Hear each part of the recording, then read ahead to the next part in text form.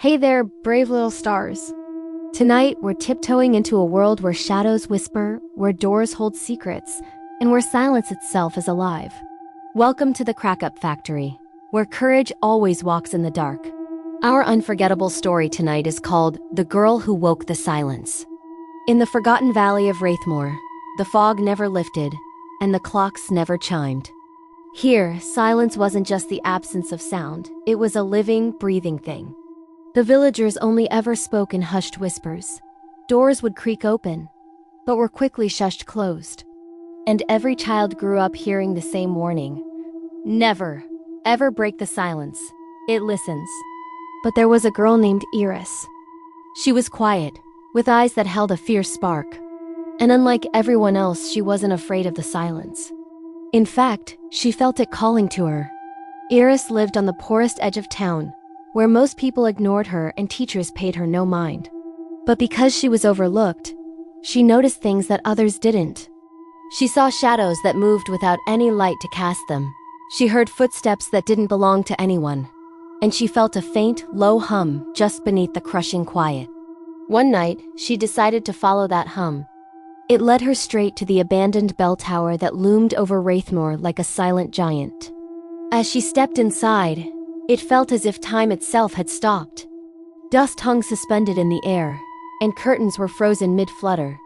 And there, right in the center of the room, stood a cracked, blackened bell, with heavy chains coiled around it like a serpent. As she got closer, the hum grew louder, and then a whisper echoed through the stillness. "Wake me." Eris felt a pull she couldn't explain. She reached out her hand. The very moment her fingertips brushed against the cold metal of the bell, the silence screamed.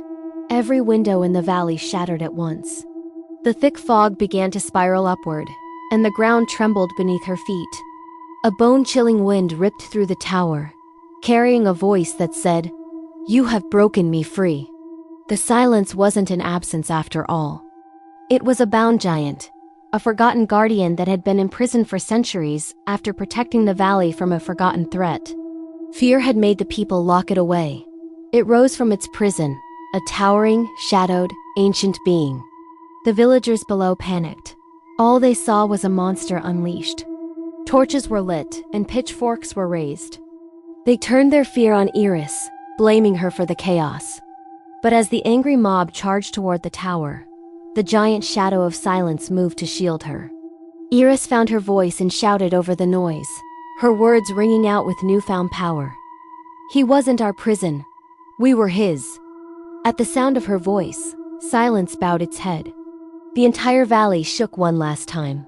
The fog peeled away like old paper. And then sunlight, real, warm sunlight that no one had seen for 200 years, broke through the clouds. Flowers that had been dormant for generations bloomed in an instant. Birds began to sing. Sound, real, beautiful sound returned to Wraithmoor. The giant figure of silence shrank, its form becoming less menacing, and it rested beside Eris like a loyal, peaceful sentinel.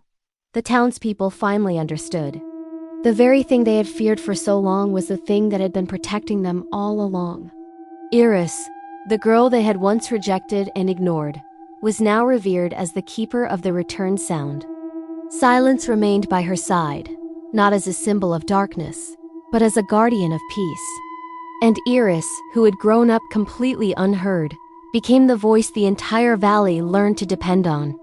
The moral of this story is a powerful one. Sometimes, the world fears the very thing it needs the most. Be brave enough to be the one who unlocks it. Thanks for joining us in the dark tonight.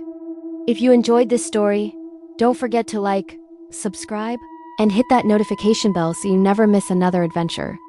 Until next time, stay brave.